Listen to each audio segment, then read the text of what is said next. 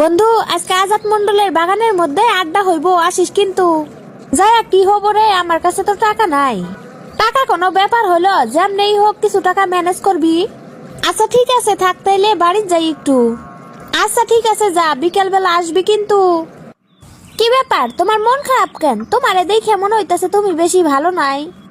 কারো বোন যদি অসুস্থ থাকে, তার ভাই কি আর ভালো থাকতে পারে?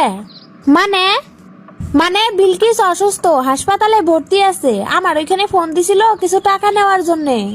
টাকার জন্য নাকি চিকিৎসা করবার পাইতেছে না। আমার কাছেও তো টাকা নাই, আমি যে এখন কি করি কিছুই বুঝতাছি না। বিলকিস অসুস্থ, তুমি আমারে আগে কইবা না? তোমারে কইয়া কি হবো, তুমি কি আর টাকার ব্যবস্থা করে দিবার পাবা?